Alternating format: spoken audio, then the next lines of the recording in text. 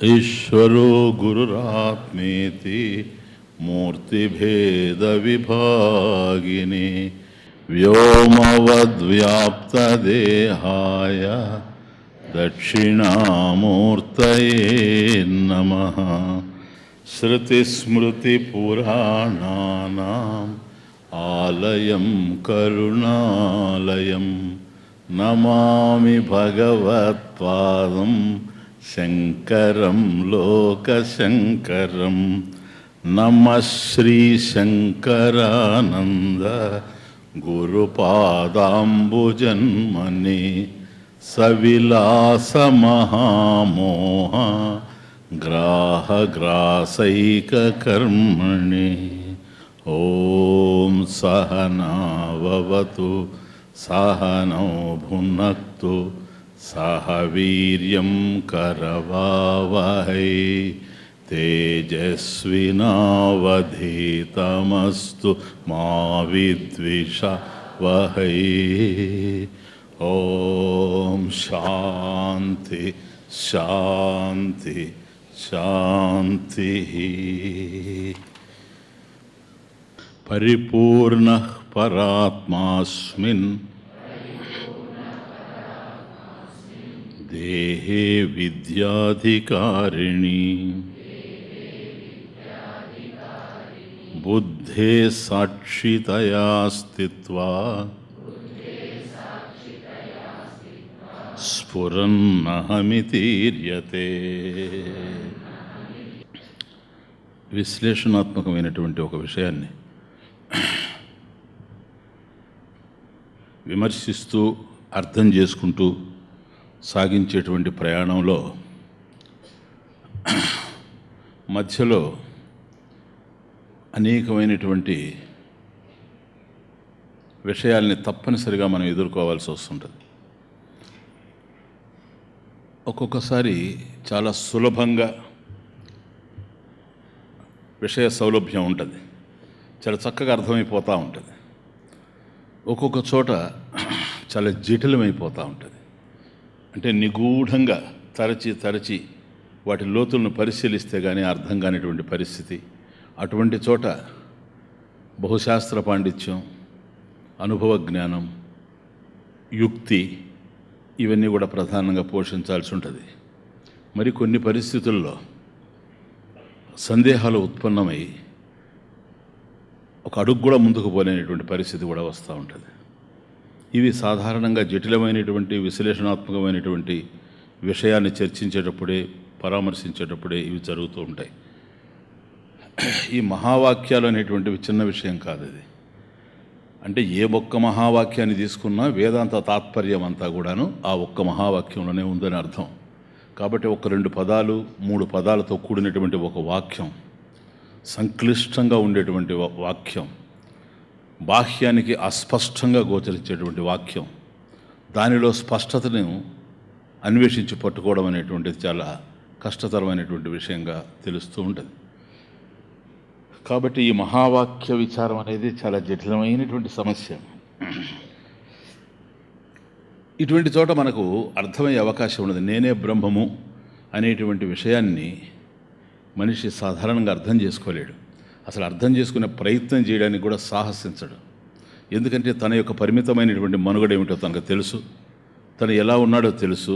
ఒక్కసారిగా తానే పరబ్రహ్మం అనేటువంటి అద్భుతమైనటువంటి అనంత విషయాన్ని అర్థం చేసుకోవడానికి సాహసించలేడు కూడా. ఇటువంటి చోట బోధ ప్రధానమై ఉంటుంది. ఇది సంప్రదాయం మనకు అందించినది. ఒక ఐశ్వర్యం. ఇదే సంప్రదాయ రక్షణ. ఇలా సంప్రదాయాన్ని కాపాడుకుంటూ వచ్చారు, గురు శిష్య సంప్రదాయాన్ని. ఆ విధంగా అందాల్సిందే కానీ ఇంకొక విధంగా మనకు అందే అవకాశం లేదు. నువ్వు గురువు దగ్గర ఉండు, లేకుండా పో, కానీ సంప్రదాయం మాత్రం నీ దగ్గర ఉండాలి. సంప్రదాయం ఉంటేనే నువ్వు టీచ్ చేయగలవు, కానీ లేకపోతే బోధన అందించే అవకాశం లేదు. సంప్రదాయం తెలిసినటువంటి గురువు అందిస్తే కానీ ఆ బోధ యొక్క సూక్ష్మమైనటువంటి విషయాలు మనకు అర్థం కావు. ఇప్పుడు అహం బ్రహ్మాస్మి అనేటువంటి మహావాక్యంలోకి వచ్చున్నాం. నిన్న చూసాం అహం శబ్దార్థం. కాబట్టి అహం బ్రహ్మాస్మి అనేటువంటి ఈ మహావాక్యాన్ని అర్థం చేసుకునే ముందు మొదట అహం అనేది అర్థం కావాలి. అహం బ్రహ్మ అస్మి 3 పదాల్లో మొదటి పదం అర్థం కావాలి, అహం. సరే, నిన్న చాలా వరకు చూసాం, అర్థం అయిపోయింది కూడా. ఒక్కసారి 2 నిమిషాలు జాగ్రత్తగా వినండి. అహం అనేటువంటిది సంఖ్యాపరంగా చూసినా లేక స్వభావరీత్యా చూసినా అహం అనేది ఒకటే కదా. ఏకవచనమేనా? అందులో ఏమైనా బహువచనం ఉందా? లేదు, ఏకవచనం. కాబట్టి అహం అనేటువంటి పదం ఏకం, 2 కాదు, అక్కడ ఏకం, సింగులర్. ఎప్పుడైతే పదం ఏకమయ్యిందో ఈ పదస్య జ్ఞానం, పదస్య అర్థ ఏకమయ్యే ఉండాలి. పదమే ఏకంగా తెలుస్తూ ఉంది కనుక సంఖ్యాపరంగా చూసినా స్వభావరీత్యా చూసినా ఎప్పుడైతే ఏకంగా తెలుస్తూ ఉందో దాని అర్థం ఏమిటో, దానికి సంబంధించిన జ్ఞానం ఏమిటో ఏకమై ఉండాలి. కాబట్టి ఆ జ్ఞానమే కలిగిందనుకోండి, పదం యొక్క అర్థం పూర్ణంగా మనకు తెలిసిందని భావం. అట్లాగని కలిగినట్లయితే ఏ విధమైనటువంటి సమస్య లేదు. ఎందుకని ఒకటినే సూచిస్తూ ఉంది కనుక. అహం అనేది ఒకటినే సూచిస్తూ ఉంది. కాబట్టి అందరికీ ఒకే విధంగా అహం అహం అహం అహం అనేటువంటి మాట అందరం మాట్లాడుతూ ఉన్నాం, అందరి దగ్గర ఉంది అది. నేను అనేటువంటి పదప్రయోగం ఎక్కడ జరుగుతూ ఉండినా ప్రతి ఒక్కడు అహం అని వాడుతూ ఉన్నాడు. కాబట్టి అది ఏకం. కాబట్టి ఏకజ్ఞానమే కలగాలి, కానీ అట్లా కలగడం లేదు. అక్కడ వచ్చిన వ్యవహారం. పదం ఎప్పుడైతే ఏకమయ్యిందో సంఖ్యాపరంగా కానీ దాని యొక్క స్వరూపంతో చూసినా ఏకమై ఉండేటప్పుడు మనకు ఏకజ్ఞానం కలగాలి. నాకు అహం అంటే ఏం కలిగిందో ఆయనకి అదే కలగాలి. పలక అన్నప్పుడు పలక అంటే ఏమిటో, కుర్చీ అన్నప్పుడు కుర్చీ అంటే ఏమిటో మనకి ఎట్లాగైతే అందరికీ ఒకే విధమైనటువంటి జ్ఞానం కలుగుతూ ఉందో అట్లాగే అహం అనేటువంటి శబ్దం, ఆ శబ్దార్థం ఏదైతే ఉందో అందరికీ ఒకే విధంగా కలగాలి. కానీ భిన్నంగా తెలుస్తూ ఉంది. ఏమో వాళ్ళకి కలిగిందో లేదో మనకెట్లా తెలుసు? అతని యొక్క ప్రవర్తనలో మనకి ఇది గోచరం అవుతూ ఉంది. అతని యొక్క మాటల్లో అతని మనసు ఏమిటో తెలుస్తోంది. ఆ ప్రవర్తనలోనే తను అహం శబ్దాన్ని ఎట్లా అర్థం చేసుకున్నాడు అనేది తెలుస్తూ ఉంది.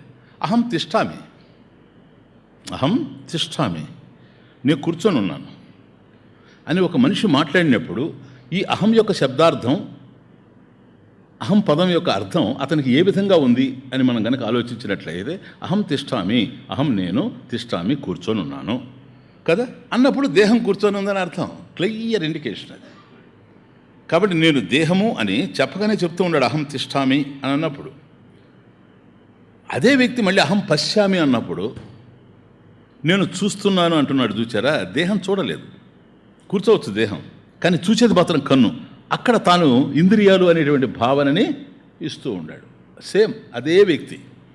కాబట్టి ఒక విధంగా చూస్తే ఈ వ్యక్తిలోనే గందరగోళం ఉందా? అహం శబ్దార్థం ఒక దశలో నేను దేహం అంటున్నాడు, ఒక దశలో నేను నేత్రం అంటున్నాడు, ఒక దశలో నేను ఆకలితో ఉన్నాను అంటాడు.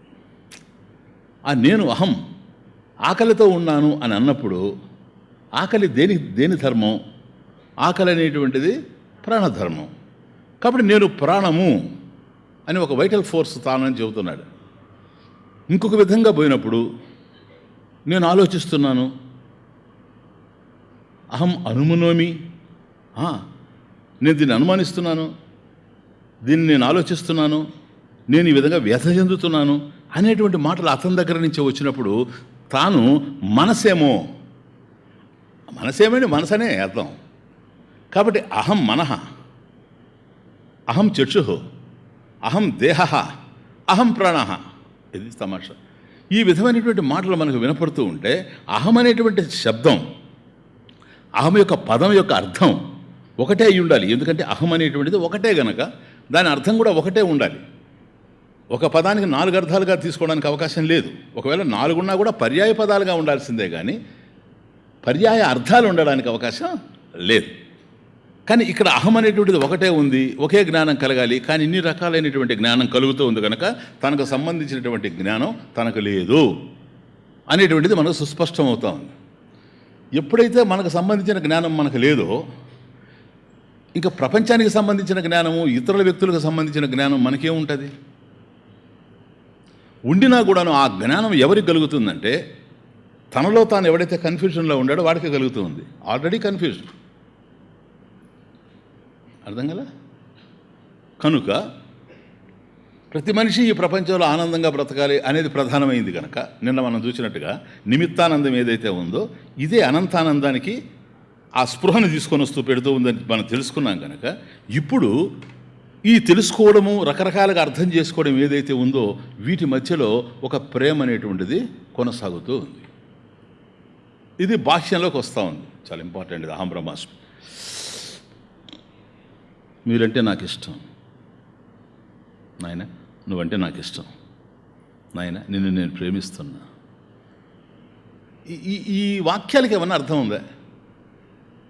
పోనీ అహం శబ్దార్థం చాలా పెద్ద విషయం, అది అర్థం కాకపోవచ్చు.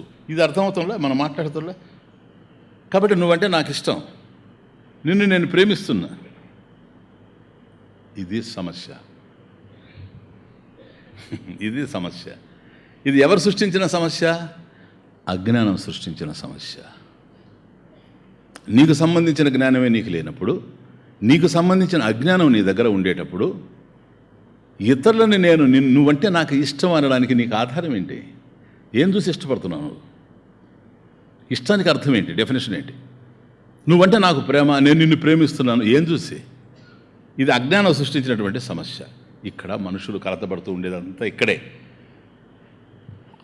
ఎవరినైతే నువ్వు ప్రేమిస్తున్నావో వాళ్ళు ఏమిటో నీకు తెలియదు. నంబర్ 1. నంబర్ 2, నువ్వు ప్రేమించేటువంటి వ్యక్తులు ఏం ఆలోచిస్తున్నారో నీకు అసలు అర్థమే కాదు. వాళ్ళ మనసులో ఉండేటువంటి స్థితిగతులు నీకు తెలిసి రావు. కనుక వాళ్ళని నువ్వు ప్రేమించావు, వాళ్ళంటే ఏమిటో తెలియక, వాళ్ళంటే నువ్వు ఇష్టపడుతున్నావు, వాళ్ళ మనసులో ఏం నడుస్తూ ఉందో అర్థం కాక, అందువల్ల ఒక దశలో వాళ్ళ ప్రేమ నువ్వు సందేహిస్తావు. ఎందుకు సందేహిస్తావో తెలుసా? నువ్వు ఊహించినట్టుగా అది ఉండదు కనుక, ఉండే అవకాశమే లేదు కనుక. నీ మనసులోనే నువ్వు జొరబడలేకపోతున్నావు, వాళ్ళ మనసులో ఎక్కడ చొచ్చుకుపోతావు.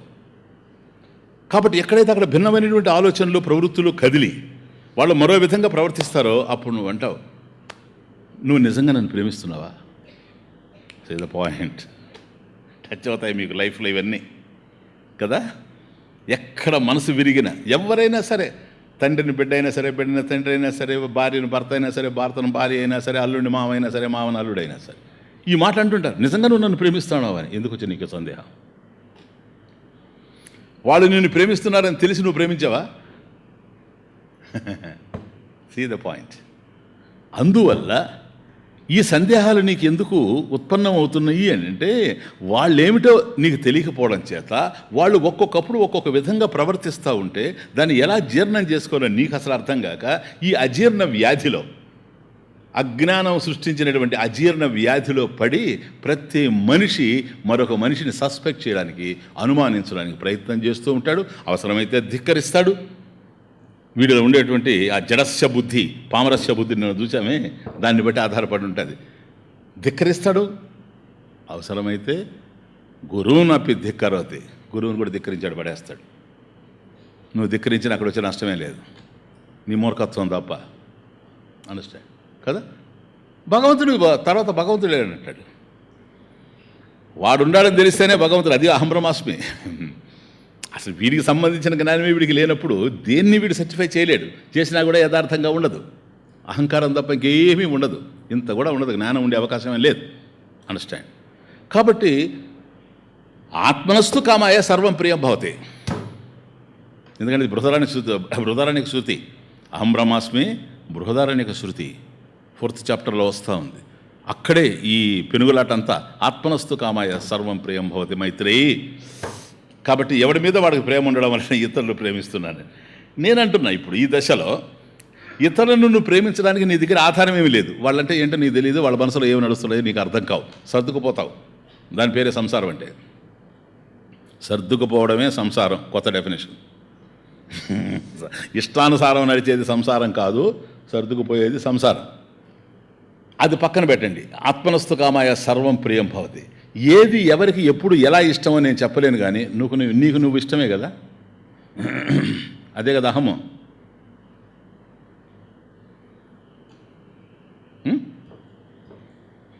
కదాచిన్నాహం కదా, అహమస్మి సదా భామి, కదాచిన్నాహం అప్రియ. నెక్స్ట్ బ్రహ్మైవాహం అతః సిద్ధం సచ్చిదానంద లక్షణం. ఇది కదా అద్వైత మకరందంలో మనం చూసింది. బ్రహ్మయేవ అహం. చూడండి, బ్రహ్మైవాహం. ఎప్పుడు అహమస్మి, నేనున్నాను. జ్ఞానం ఉందా నీకు? నువ్వు ఉన్నట్టుగా ఉంది. అక్కడ పక్కన చూడండి, అహం అస్మి సదా భామి. సదా నిరంతరం కూడా ప్రకాశిస్తూ ఉన్నాను, జ్ఞానపూరితంగా ఉన్నాను. నేను ఉన్నాను, జ్ఞానపూరితంగా ఉన్నాను అని నాకు తెలుసు, ప్రాబ్లం లేదు. అహమస్మి సదా భామి కనుక కదాచిత్ అహం నా అప్రియ. ఎటువంటి పరిస్థితులు కూడా నేను నాకు అప్రియంగా లేను. చూడండి తమాషా. అందువల్ల బ్రహ్మైవాహం. అహం బ్రహ్మయేవ, నేను బ్రహ్మమే. అతః సిద్ధం, ఇది సాధ్యం కాదు, పొందేది కాదు, ఇది ఉన్నదే. ఏంటది? సచ్చిదానంద లక్షణం. వండర్ఫుల్ శ్లోక కదా, ఫస్ట్ శ్లోక అయిన Advaita Makaranda, which you have forgotten. Understand? Therefore కదాచిన్నాహం అప్రియ. నాకు నేను ఎప్పుడు అప్రియం కాను. అన్బీటన్ లాజిక్ కదా ఇది. ఇప్పుడు నేను అడుగుతున్నా, చెప్పు, నీకు నువ్వు అప్రియంగా లేవా? నువ్వు ఇప్పుడు ఎలాగైతే ఉన్నావు అలా ఉండడం నీకు ఇష్టమా?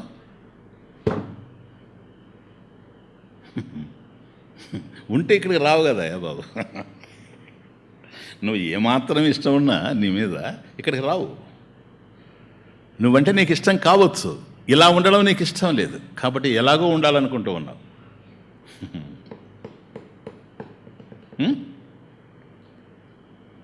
ఎందుకని? నువ్వంటే ఏంటో నీకు తెలియకపోవడం. ఓకే, ఇంకా నీ మీద నీకెక్కడ ఉంది ప్రేమ? ఒకవేళ ఉంటే మాత్రం ఆ ప్రేమ నిన్ను డ్యామేజ్ చేస్తుంది. This is my point, research point. ఎందుకని? ఇతరులంటే ఏమిటో నీకు అర్థం కాకుండా ఇతరులను ప్రేమించడం వల్ల నీ గుండెకు ఏ గాయాలైతే అవుతూ ఉన్నవో, నువ్వంటే ఏమిటో నీకు అర్థం కాకుండా నిన్ను నువ్వు ప్రేమించి ఏడిస్తే కూడాను ఆ గాయాలే అవుతాయి. అండర్స్టాండ్ కాదా? ఇతరుల విషయంలో నువ్వు ఇలా ప్రవర్తిస్తావని నాకు తెలియదు అంటే, నువ్వు ఎట్లా ఊహిస్తే అట్లా ప్రవర్తిస్తారా ఇతరులు? ఆ మాత్రం సైకాలజీ కూడా నీకు తెలియకపోతే సుఖపడేది అట్లా ఈ ప్రపంచంలో. అందువల్ల నీ గుండె గాయాలు అవుతున్నాయి. ఇప్పుడు ఆ గాయాల్ని మార్చుకునే పరిస్థితులు లేవు. ఇతరులు ఎవరో నీకు అర్థం కాకపోవడం వల్ల, అర్థం కాని వాళ్ళని పట్టుకొని నువ్వంటే నాకు ఇష్టం, నిన్ను నేను ప్రేమిస్తున్నాను అని గుండెను ముక్కలు చేసుకున్నాం కనుక ఇక్కడ లాభం లేదు. వాళ్ళు మారుతూ ఉన్నారు కనుక ఇది కుదరదు. కాబట్టి నేనే నాకు ఇష్టము, వాళ్ళు నాకు ఎందుకు ఇష్టం అంటే నేను నాకు ఇష్టం కనుక వాళ్ళు ఇష్టం. ఆత్మనస్తు కామాయ సర్వం ప్రియం భవతి. నేనంటున్నాను, నువ్వంటే నీకు ఇష్టమా? అది పాయింట్. నువ్వంటే నీకు తెలుసా? తెలిస్తే ఇన్ని పడుగుతున్నావేంటి? నేను దేహం అంటావు, నేను ప్రాణం అంటావు, నేను మనసు అంటావు, నేను బుద్ధి అంటావు. నీకు ఏం తెలిసింది కనుక నిన్ను గురించి.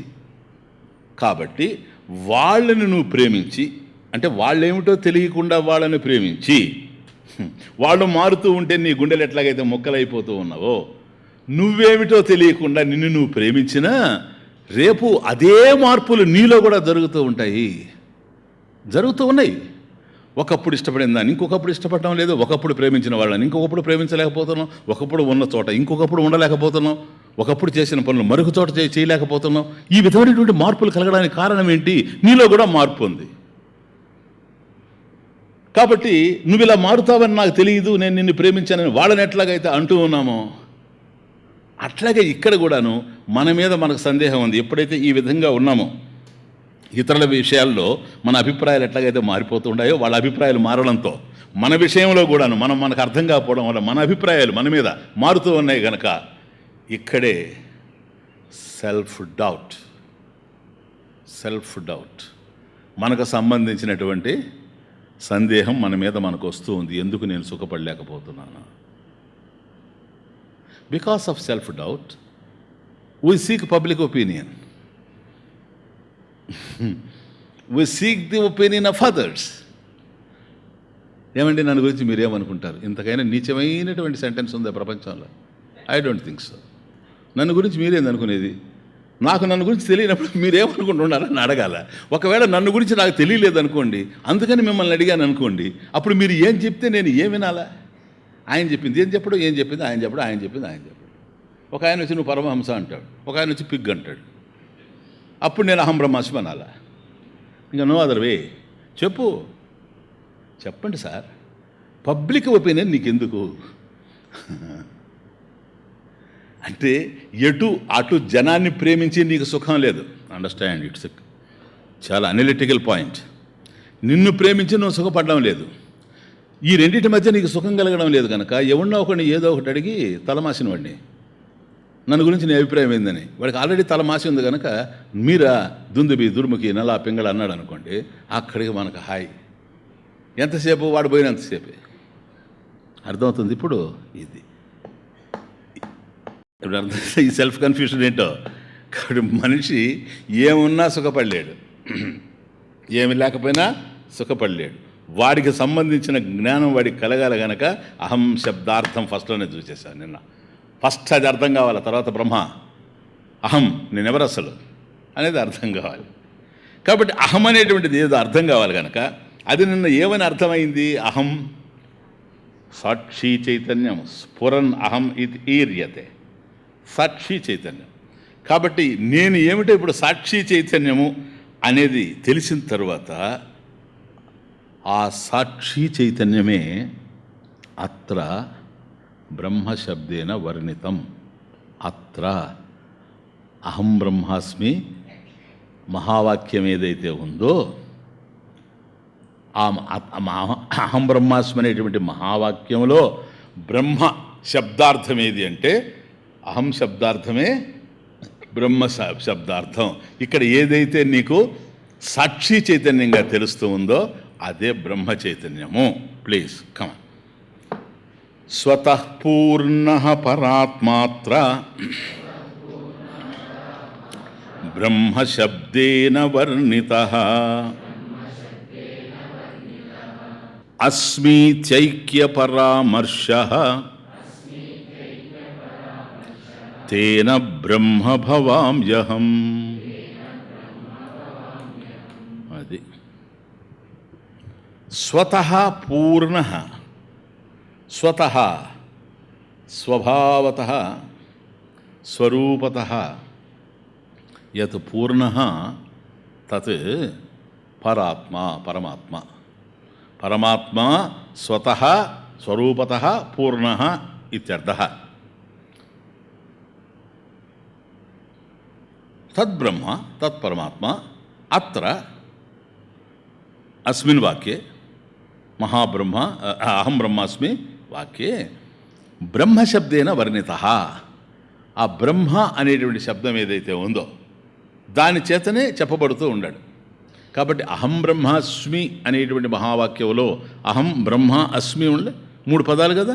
అహం శబ్దార్థం చూచాం కదా, అది సాక్షి స్ఫురన్ అహం ఇది ఈర్యతే. కాబట్టి సాక్షి చైతన్యంగా తెలుస్తుంది.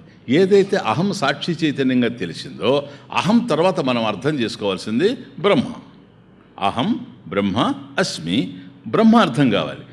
ఏదైతే అహం అని సాక్షి చైతన్యంగా వ్యక్తిలో సాక్షి చైతన్యంగా ఏదైతే అహం శబ్దం చేత తెలియబడిందో అదే బ్రహ్మశబ్దం. అంతే, ఇంకేం లేదు.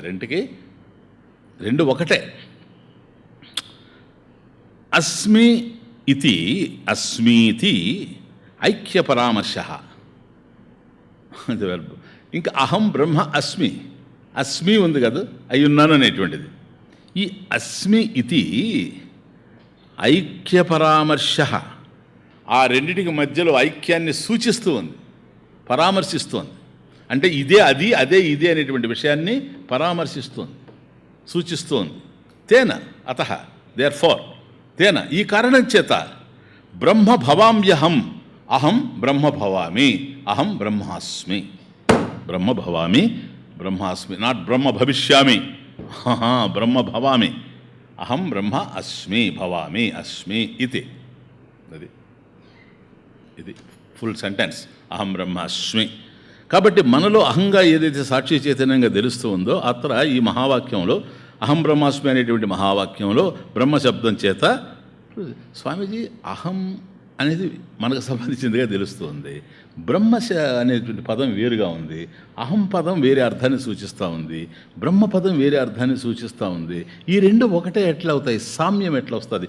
సమానాధికరణ్యం ఎట్లా సాధ్యం అని ప్రశ్న పెడితే, వాచ్యే భేద, లక్ష్యే అభేద.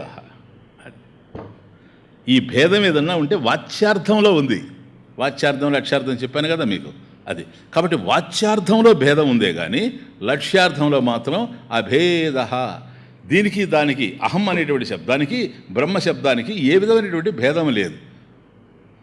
That should be proved. అది ఇంకే లేదు. అది ఇప్పుడు నిర్ణయం కావాలి. ఇది అది రెండు ఒకటే అనేటువంటిది నిర్ణయం కావాలి. ఎందుకంటే వాచ్యంలో కేవలం దాని యొక్క పదాన్ని చూస్తే మాత్రం భేదం ఉన్నట్టుగా తెలుస్తూ ఉంది. లక్ష్యంలో మాత్రం రెండు ఒకటే దాన్ని సూచిస్తూ ఉన్నాయి. అహం దేన్నైతే సూచిస్తూ ఉందో బ్రహ్మపదం కూడా దాన్నే సూచిస్తూ ఉంది. కాబట్టి అహంను అర్థం చేసుకుంటే నీకేం అర్థం అవుతూ ఉందో బ్రహ్మ అనేది అర్థం చేసుకుంటే కూడాను అదే అర్థం అవుతూ ఉంది. అదే పరిపూర్ణ పరాత్మ ఇంతకుముందు. ఇప్పుడు స్వతః పూర్ణ పరాత్మ. చూడ ఎట్లున్నాయి పదాలు. అది తమాషా. ఏం డిఫరెన్స్ మనకు ఎక్కడ తెలియడం లేదు ప్లీజ్. కాబట్టి అహం అనేది సాక్షి చైతన్యం అన్నప్పుడు సాక్షి ఎక్కడ తెలుస్తుంది మనకు? దృశ్యా ధీ వృత్తయ సాక్షి దృగేవ నతు దృశ్యతే కదా. కాబట్టి మనసులో కదిలేటువంటి వృత్తులు, బుద్ధిలో ఏ వృత్తులైతే నడుస్తూ ఉన్నాయో ధీ వృత్తయ దృశ్యా, అవి విషయాలు, దృశ్యములవి. ఎప్పుడైతే దృశ్యముందో దృక్కుందని అర్థం. అసలు ద్రష్ట ఒకడు ఉన్నాడని నిర్ణయం చేసే దృశ్యమే. The existence of the scene proves the very existence of the seer. Understand? ఇది దృశ్యమని ఎట్లా చెబుతావు నువ్వు? చూచేవాడు ఒకడు ఉంటేనే కదా ద్రష్ట. కాబట్టి ఆ ద్రష్ట అనేవాడు ఉన్నాడని దృశ్యమే చెప్తూ ఉంది. ఇంకా లోతుపోతే జడం అంటావు నువ్వు, జడమే చెప్తూ ఉంది చైతన్యం ఉందని. ఎందుకని? ఇది జడమని ఎప్పుడైతే అన్నావో చైతన్యం ఒకటి ఉందని అర్థం. సూక్ష్మం. కాబట్టి అట్లాగే ఇక్కడ కూడాను సాక్షి చైతన్యం అని అన్నప్పుడు సాక్షి ఎక్కడుందంటే దృశ్య ధీవృతయ, ధీవృతయ దృశ్యా. దృశ్యాలు ఉండే గనక సాక్షి ఇది ద్రష్ట ఉండాలి. ఎవరు చూస్తున్నారు? బుద్ధిలో నడిచేటువంటి ఆలోచనలు ఎవరు చూస్తున్నారంటే సాక్షి. కాబట్టి అది దృక్. ద్రష్ట అన్నా దృక్ అన్నా ఒకటే. కాబట్టి సాక్షి దృగేవా, దృక్ ఏవా. ఆ సాక్షి ఏదైతే ఉందో అదే దృక్కు, ద్రష్ట. నతు దృశ్యతే. అదే ఆ ద్రష్ట ఎవరో అతడు దృశ్యమయ్యేందుకు అవకాశమే లేదు. దృశ్యము ద్రష్ట కాదు, ద్రష్ట దృశ్యము కాదు. కనుక చివరికి వచ్చిన తర్వాత వస్తువుల్ని కన్ను చూచినా, కన్నును మనసు చూచినా, మనసును బుద్ధి తెలుసుకుంటూ ఉన్నా, బుద్ధిలో నడిచేటువంటి భావాలని ధీ వృత్తయ దానిని సాక్షి తెలుసుకుంటూ ఉన్న ఆ సాక్షి దగ్గరకు వచ్చిన తర్వాత సాక్షాత్ ఈక్షతే. మరొక దాని యొక్క సహకారమే లేకుండా, హెల్ప్ లేకుండా చూసేటువంటి వాడు సాక్షి కనుక ఒకేసారి ఇంద్రియాల అవసరం లేకుండా వస్తువుల్ని, ఇంద్రియాలని, మనసుని అన్నిటినీ చూసేటువంటి దృగ్గేవ నతు దృశ్యతే. అటువంటి వాడిని చూడడానికి ఇంతకు మించినటువంటి అనంతం రెండవది ఉండేందుకు అవకాశమే లేదు. గనక అనంతం ఏకము గనక సాక్షి చైతన్యం ఏదైతే ఉందో అదే ద్రష్ట, అదే దృక్. కొద్దిగా 1 minute అట్లా వస్తున్నా. దృగ్గేవ నతు దృశ్యతే కదా. దృగ్బ్రహ్మ దృశ్యం మాయ ఇది వేదాంత డిండి మహా చూచాం కదా. అక్కడ ఎవరు బ్రహ్మ? దృక్. ఇక్కడ ఎవరు దృక్కు? సాక్షి చేతి. సరిపోలే. అది కారలేషన్ అది. కాబట్టి ఇక్కడ ఎప్పుడైతే సాక్షి చైతన్యం అహం శబ్దార్థంలో సాక్షి చైతన్యం అని తేలిపోయిందో చూడండి. ఇప్పుడు ఉండనండి, దేహం ఉండనండి, ప్రాణం ఉండనండి, లేకపోతే పోనండి, మనసు ఉండనండి, అర్థం చేసుకోనండి, లేకపోతే దాని కర్మ దాన్ని అనుభవించనండి, కళ్ళు చూడనివ్వండి, చూడకుండా పోనండి, మాంద్యంగా ఉండండి. ఏది ఎలా జరుగుతూ ఉండినా కూడాను వాటికి సంబంధించినటువంటి జ్ఞానం అంతా కూడా నాకు కలుగుతూ ఉంది కదా. ఆ? అవి ఉన్నవి. ఎందుకని? నేనున్నాను కనుక. నేను వాటి వల్ల ఉన్నానా? నా వల్ల అవి ఉన్నవా? నా వల్ల అవి ఉన్నవి కనుక నేనున్నాను, అవి ఉంటాయి. అవి లేవనుకోండి, నేను ఉంటాను. అవునా? ఇది ఏ పద్ధతి? ఇది అన్వయ వ్యతిరేక పద్ధతి. అవి ఉన్నవి, నేను ఉన్నాను అన్వయం. అవి లేవు, నేను ఉంటాను వ్యతిరేకం. బల్బు వెలుగుతూ ఉంది, నేను విద్యుత్ శక్తి ఉన్నాను అన్వయం. బల్బు అది డెడ్, అది వెలగడం లేదు, నేనున్నాను, ఇది వ్యతిరేకం. కాబట్టి ఏది ఉండినా నా మీదనే ఆధారపడి ఉంది. అలా ఆధారపడి ఉన్నప్పుడు మాత్రమే అహం పదస్య అర్థః బ్రహ్మపదేవ, లేకపోతే కాదు, కుదరదు. కాబట్టి ఈ అన్వయ వ్యతిరేక పద్ధతిలో అహం, నా యొక్క దేహం వెస్ట్ నుంచి చూసినా కూడాను నేను ఉండడం వల్లనే బుద్ధి ఉంది, బుద్ధిలో వృత్తులు నడుస్తున్నాయి. బుద్ధి ఉండడం వల్లనే మనసు ఉంది, మనసు ఉండడం వల్లనే ప్రాణం ఉంది, ప్రాణం ఉండడం వల్లనే ఇంద్రియాలు ఉన్నాయి, ఇంద్రియాలు ఉండడం వల్లనే బయట ఉండేటువంటి వస్తువులు తెలుస్తూ ఉన్నాయి. ఇవన్నీ కూడా ఉండడానికి నేను ఆధారమై ఉన్నాను, అవన్నీ నా మీద ఆధారపడి ఉన్నాయి. నేనున్నాను, అవి ఉన్నాయి, అవి ఉండవు, నేను ఉంటాను. కాబట్టి నాకు వాటికి ఏముంది ఇప్పుడు సంబంధం? ఒక బల్బుకు ఎలక్ట్రిసిటీకి ఏం సంబంధం? What relation? లేదండి, బల్బుకు ఎలక్ట్రిసిటీకి, ఫిలమెంట్కి ఎలక్ట్రిసిటీకి, టంగ్స్టన్ వైర్కి ఎలక్ట్రిసిటీకి సంబంధం అండి అంటే వాట్ అబౌట్ ఫ్యాన్? చెప్పండి సార్. నీ దేహం విద్యాధికారిని కావచ్చు, ఆ విద్యలో కొట్టుమిట్టాడుతున్నటువంటి దేహానికి కూడా ఈ చైతన్యమే కదా ఆధారం. పశువుకి, ఈగకి, దోమకి, అన్నిటికీ. మరి ఆ దేహాల్లో ఇంద్రుడికి, వరుణుడికి, అగ్నిదేవుడికి చెప్పండి కదా. అందువల్ల ఇది ఉంది, అవి ఉన్నాయి, అవి లేకపోయినా ఇది ఉంది కనుక వాటితో ఏ సంబంధం లేకుండా ఉంది, సంగత్వం లేకుండా ఉంది. అసంగ అహం, అసంగ, అసంగోహం, అసంగోహం, అసంగోహం. ఏమిటి అసంగం అన్నాం అనుకోండి, సచ్చిదానంద రూపోహం, సత్యం జ్ఞానం అనంతం. మళ్ళీ ఆ డెఫినేషన్ బ్రహ్మది. అహం శబ్దార్థం. ఈ అహం సచ్చిదానంద అని ఎప్పుడైతే అన్నావో, బ్రహ్మ సత్యం జ్ఞానం అనంతం బ్రహ్మ, అదే ఇది, ఇదే అది. Just listen. ఇక్కడికే నేను కన్ఫర్మ్ చేయడం లేదు, జస్ట్ స్టార్టింగ్. జాగ్రత్తగా వినండి, చాలా ఇంపార్టెంట్. కనుక ఎప్పుడైతే బుద్ధిలో వృత్తులు నడిచాయో నాయన, ఆ వృత్తులను చూస్తూ ఉన్నాడు కాదు. అందువల్ల సాక్షి చైతన్యం. ఒకవేళ వృత్తులు కనుక లేకుండా పోతే చైతన్యం కదా. ఇప్పుడు జాగ్రత్త స్వప్నాల్లో సాక్షి చైతన్యం అంటే జాగ్రత్త అవస్థలో నడిచేటువంటి మనోభావాల్ని, స్వప్నంలో నడిచేటువంటి విషయాల్ని చూస్తూ ఉండాడు కనుక సాక్షి చైతన్యం తెలుసుకుంటూ ఉండాడు కదా. కాబట్టి జ్ఞాత, నోవర్ కదా. The content of the knower is what? Come on. జ్ఞాత ఉండడే, జ్ఞాత యొక్క స్వరూపం ఏమిటని. కాబట్టి జాగ్రత్తలో, స్వప్నాల్లో ఏవి నడుస్తూ ఉండినా, బాహ్యంలో కానీ బుద్ధిలో కానీ, వీటన్నిటినీ సాక్షి చైతన్యం చూస్తూ ఉంది. అవి ఉన్నాయి కనుక సుషుప్తికి వచ్చాడనుకోండి, అవేవి లేవు కదా. తాను ఉన్నాడా లేడా?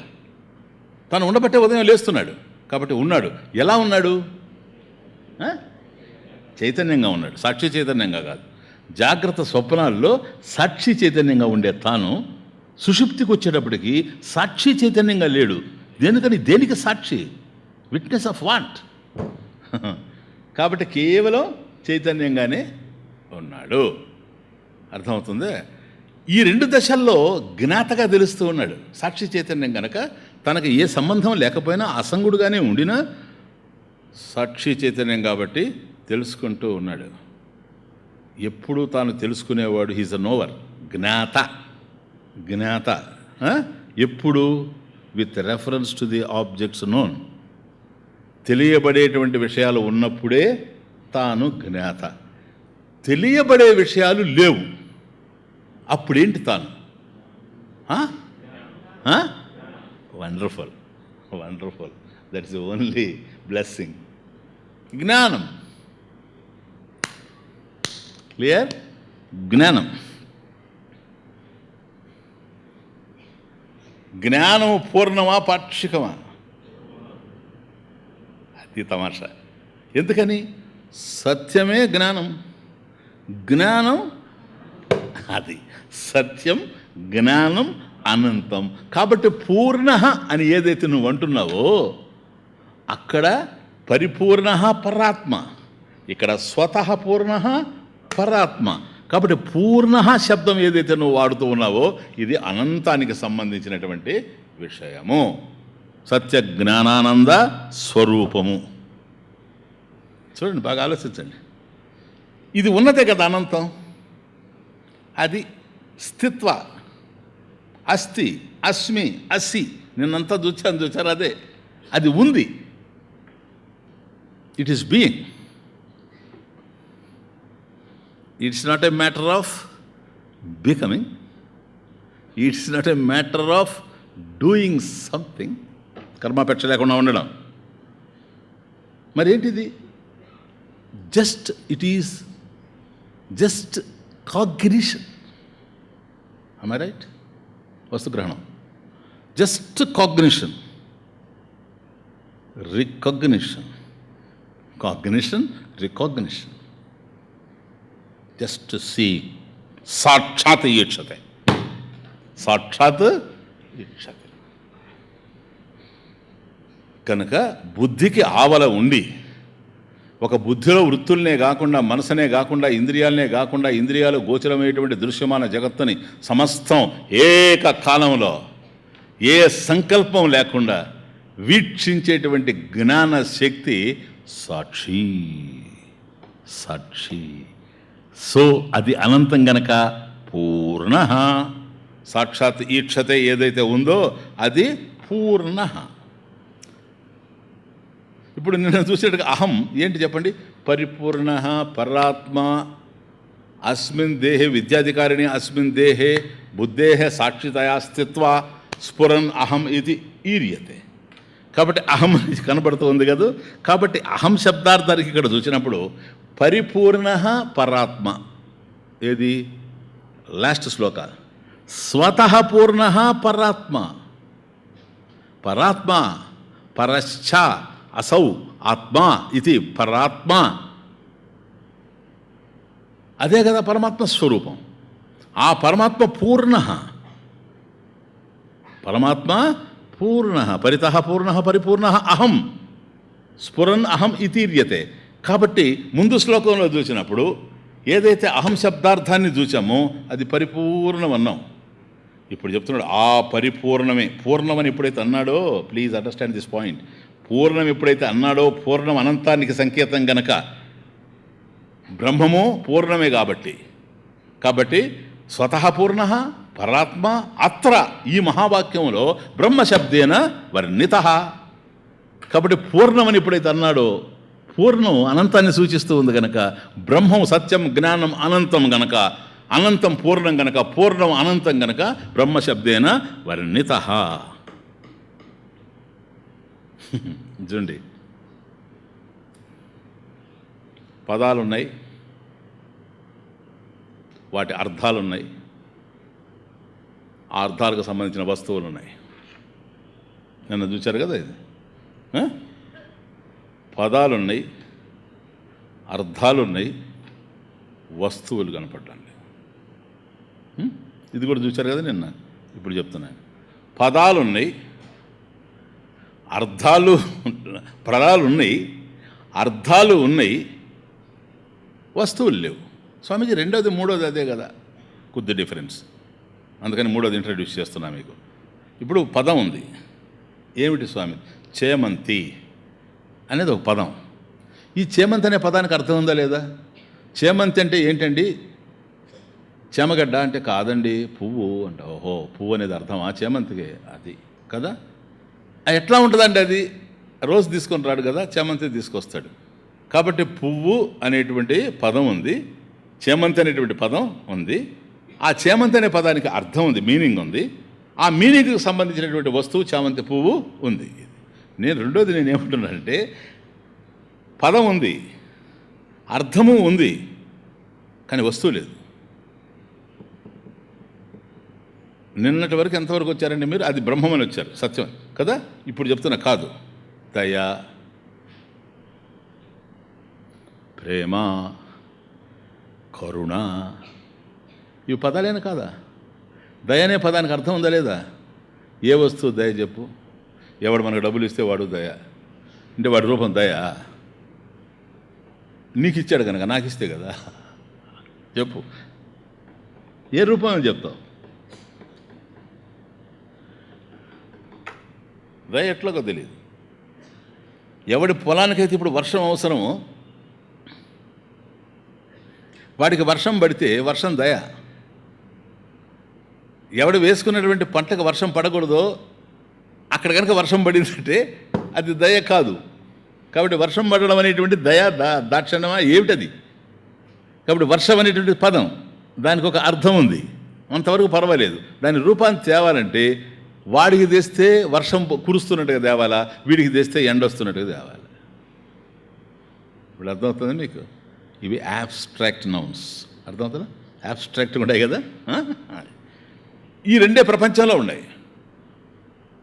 కానీ స్వామీజీ ఈ రెండవదే కొద్దిగా టిపికల్గా ఉంది. ఎందుకంటే పదము ఉంది, అర్థం ఉంది, వస్తువు లేదు. కానీ నీకు అర్థమవుతుందా లేదా దయ అంటే?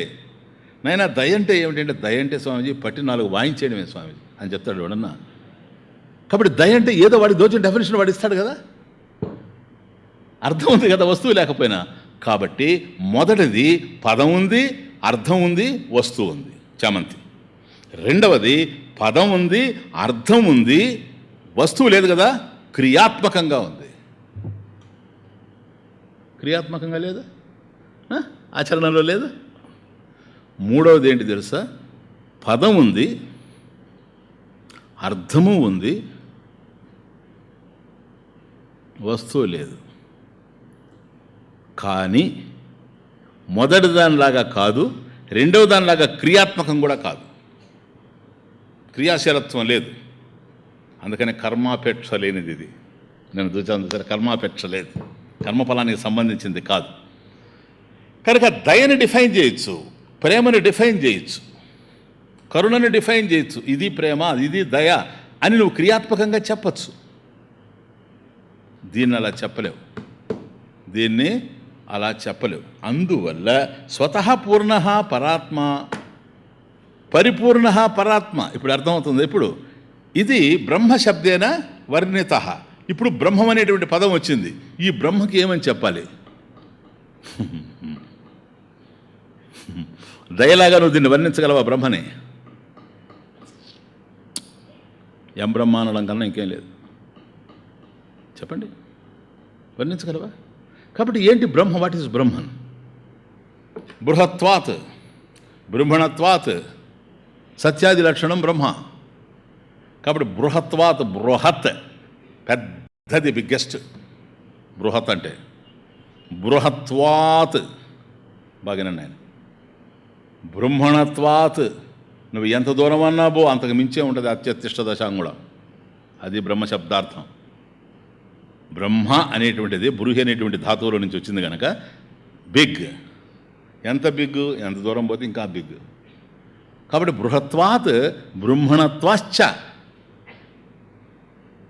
సత్యాది లక్షణం బ్రహ్మ. లక్షణం సత్యం, జ్ఞానం, అనంతం బ్రహ్మ. ఇది లక్షణం అన్నప్పుడు ప్లీజ్ ఇప్పుడు బాగా అర్థం చేసుకోండి. సరే స్వామీజీ, సత్యాది లక్షణం బ్రహ్మ కదా, దాని పరిమాణం ఎంత? పరిణామం కాదునండి, పరిమాణం, సైజ్.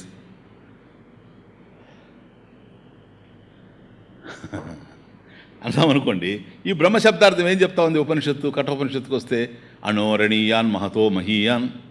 అణువులో అణువు, మహత్తులో మహత్. ఏం చేస్తుంది అది? పరిమాణం, సైజ్ అనేటువంటి దాన్ని రూల్ అవుట్ చేస్తూ ఉంది. ఏదైతే సూక్ష్మంగా ఉందో అణువు కన్నా, అణువు అంత చిన్నది, దానికన్నా చిన్నది అంటుంటే ఇటువంటిది పెద్దదానికన్నా పెద్దది ఎట్లా అవుద్ది? ఏ సైజులో చెప్పాలి దాన్ని? సైజ్ ఆఫ్ బ్రహ్మన్ ఎంత? సో పరిమాణం లేదు. పరిమాణమే లేనిది ఏంటిది? పూర్ణ. అది అడ పాయింట్. ఎప్పుడైతే అనోరణీయాన్ మహతో మహీయాన్ అనేశాడు, అణువు కన్నా అణువుగా, మహత్తు కన్నా మహత్తుగా ఉన్నది అని అన్నప్పుడు ఈ సైజు కాదు, ఆ సైజు కాదు, సైజులోకి అది రావడం లేదు. ఒక సైజులోకి రావాలంటే అది దేశ పరిధిలోకి రావాలి. అర్థమవుతుంది? లొకేషన్ ఎక్కడ? Where is Brahman? Brahman is here, Brahman is there అని చెప్పాలి అని అంటే బ్రహ్మం ఆ ప్రదేశంలో ఉన్నాడు, ఈ ప్రదేశంలో ఉన్నాడు అని చెప్పాలా. అలా ఉండేటువంటి వాడు అనంతం అయ్యేందుకు అవకాశం లేదు. So Brahman is not located in space.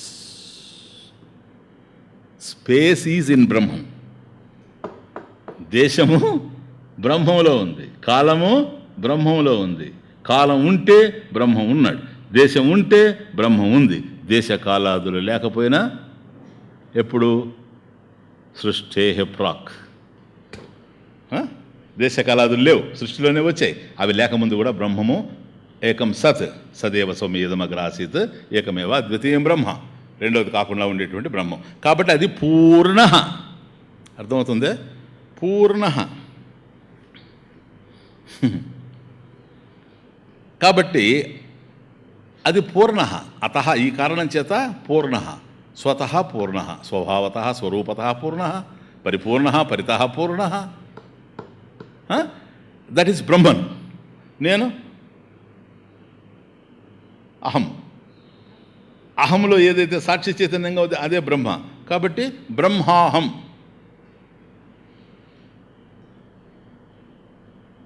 బ్రహ్మాహం. బ్రహ్మాహం. Brahma plus అహం, బ్రహ్మాహం. బ్రహ్మము నేనే. అప్పుడేమవుతుంది? బ్రహ్మం స్థూలోహం. అహం స్థూల. నేను బొద్దుగా ఉన్నాను అన్నాడు అనుకోండి, ఆ స్థూలం ఏదైతే ఉందో స్థూలోహం. ఆ స్థూలం అనేటువంటిది అడ్జెక్టివ్, విశేషణం. అహంకి బ్రహ్మము విశేషణమా? Brahma is not an adjective sir. కాబట్టి బ్రహ్మం అహమేవ. అహమేవ బ్రహ్మ. బ్రహ్మైవ అహం. అహం బ్రహ్మ ఏవ. నేను బ్రహ్మం ఒకటే, కానీ బ్రహ్మం నాకు అడ్జెక్టివ్ కాదు. అడ్జెక్టివ్ అయిందా బ్రహ్మం నాకన్నా భిన్నంగా ఉందని అర్థం. ఒక బ్రహ్మమే కాదు, వచ్చేస్తాయి సజాతీయ విజాతీయ స్వగత భేదాలన్నీ వచ్చి కూర్చుంటాయి. కనుక ఏకమేవ అద్వితీయం బ్రహ్మ కనుక పూర్ణ బ్రహ్మస్వరూపం కనుక అహం బ్రహ్మం. కాబట్టి సాక్షి చైతన్యం ఏదైతే ఉందో అదే అత్ర ఈ మహావాక్యంలో బ్రహ్మశబ్దేన వర్ణిత. క్లియర్? సో ఇక్కడేమంటున్నాడంటే అక్కడ పరిపూర్ణ అని చెప్పినటువంటి వాడు స్వతః పూర్ణ. కాబట్టి స్వతః పూర్ణ. ఇప్పుడు తానే పూర్ణ స్వరూపుడు. ఎవరు? అహం, నీవే, సాక్షి చైతన్యం, బ్రహ్మ. Okay, identical. స్వతః పూర్ణ. నేను స్వరూపత. అది స్వతః స్వరూపత. నా స్వరూపమే పూర్ణం సార్. ఈ పూర్ణం నువ్వు అయినప్పుడు ఈ పూర్ణానికి ఏమైనా తీసుకెళ్ళి కలుపుతాం సార్? ఇడ్లీకి చట్నీ కలిపినట్టుగా. పూర్ణాలని పేరే కానీ వాటికి ఏదో అద్దుకొని తింటుంటారు మళ్ళీ. వాటి అంటే ఏదో కలిపితే కానీ అది పూర్ణం కాదు. ఇది చూడు తమాషా. పూర్ణాలు తెలుసు కదా, అవే బొబ్బట్లా అయింది అది. దేర్ఫోర్ పూర్ణాలు, దాని పేరు పూర్ణం, కానీ దాన్ని ఏదో ఒకటి అద్దుకొని తింటుంటాడు. సాంబార్ అయినా సార్, జామ్ అయినా నేను తినలే. ఓకే. సో ఏదైనా కలుపుతావా? కలపలేవు పూర్ణంలో. ఏదైనా తీసేస్తావా? అహేయం అనుపదేయం చెప్తాను. దాంట్లో ఏమీ కలపలేవు. నువ్వు ఏదైనా కలిపావనికి అది పూర్ణం కాదని అర్థం. కారణం దానికన్నా వేరుగా రెండవది ఉంటే దీన్ని తీసుకెళ్ళి దాంట్లో కలుపుతావు. దాని నుంచి తీసేయాలంటే దాంట్లో భాగాలు ఉన్నాయని అర్థం. భాగాలు ఉండేటువంటిది పూర్ణం అయ్యేందుకు అవకాశం లేదు. నిష్కలవహం. అర్థమవుతుంది? కాబట్టి పూర్ణంలో నువ్వేమీ కలపలేవు, పూర్ణంలో నువ్వు ఏమీ తీసేయలేవు. గనక బ్రహ్మ పూర్ణ స్వరూపం ఉంది. అటువంటిది సచ్చిదానంద లక్షణం అన్నారు చూసారా. బ్రహ్మైవాహం, బ్రహ్మ ఏవ అహం, అతసిద్ధం, నాట్ సాధ్యం. దాన్ని పొందేదేమి లేదు, ఉన్నదే పూర్ణం కనుక అనంతం కనుక అతసిద్ధం సచ్చిదానంద లక్షణం. కాబట్టి సత్య జ్ఞానానంద లక్షణం. కాబట్టి బృహత్వాత్ బ్రహ్మణత్వాశ్చ సత్యాది లక్షణం బ్రహ్మ. కాబట్టి ఈ సత్యం అంటే ఏంటి? చూసారా ఎక్కడ పోతుందో. జ్ఞానం అంటే ఏంటి, అనంతం అంటే ఏంటి? ఈ మూడు మనకు ఏవైతే అభిప్రాయాలు ఉన్నాయో ఈ మూడిటి మీద మనకుండే అభిప్రాయాలు, మన మీద మనకున్నది చూసారు అభిప్రాయం. నేను కూర్చుంటున్నాను, నేను పోతున్నాను, నేను తింటున్నాను, నేను పడుకుంటున్నాను, అట్లాంటి అభిప్రాయాలే ఉంటాయి మనకు.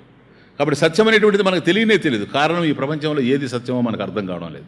యదస్తి తత్ సత్యం, ఏదైతే ఉందో అది సత్యం అని చెప్పడానికి లేదు. ఎందుకని? ఒకప్పుడు ఉన్నది మరొకప్పుడు లేకుండా పోతూ ఉంది కనుక. ఏది జ్ఞానము, ఇది జ్ఞానం అని చెప్పడానికి లేదు. ఎందుకు? ఒక విషయానికి సంబంధించిన జ్ఞానం మనకు కలిగిందంటే రెండవ విషయానికి సంబంధించిన జ్ఞానం మనకు కలగడం లేదు కనుక. ఏ జ్ఞానమైనా పరిమితంగా ఉంది కనుక. పరిమితంగా ఉండేటువంటి జ్ఞానం పరిమితమైనటువంటి విషయాలకు సంబంధించింది ఉంటుందేమో కానీ పూర్ణమైనటువంటి విషయానికి సంబంధించింది అయి ఉండదు. పూర్ణమైన విషయానికి సంబంధించిన జ్ఞానం పూర్ణ జ్ఞానమై ఉంటుంది. కాబట్టి మనకు సత్యం తెలియడం లేదు, జ్ఞానం తెలియడం లేదు. ఇక అనంతం, మనకి ఏది చూసినా అంతం కలిగినవే కానీ అనంతమైనటువంటివి ఏమీ తెలియడం లేదు. అందువల్ల సత్య శబ్దార్థం ఏంటి? ఇప్పుడు ఎట్లాగైతే అహం అనేటువంటిది మనకు తెలియకపోయినా అహం శబ్దార్థాన్ని చూసినప్పుడు అహం అనేటువంటిది సాక్షి చైతన్యం అని మనకు ఎట్లాగైతే అనుభవానికి అందిందో, అట్లాగే సత్యం అనేటువంటిది ఏదో మనం అర్థం చేసుకుంటే ఆ సత్యపద నిర్దేశం గురుముఖత మనం శ్రవణం చేసినప్పుడు సత్యం ఏంటో తెలుస్తుంది.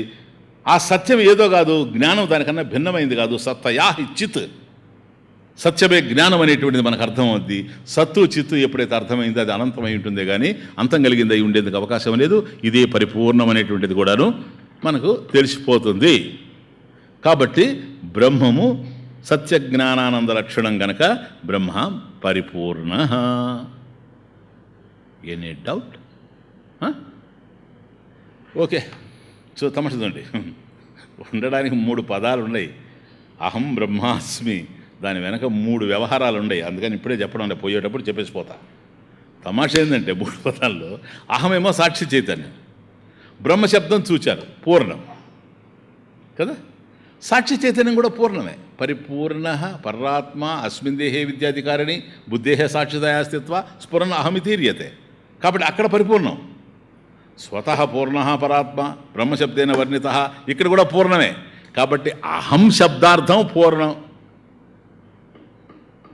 Okay, any doubt? బ్రహ్మశబ్దార్థం కాబట్టి మనము బ్రహ్మ ఇద్దరు ఒకటే నేను అర్థమైపోయింది ఇప్పుడు మీకు. స్వామిజీ, వాట్ అబౌట్ దిస్ జగత్?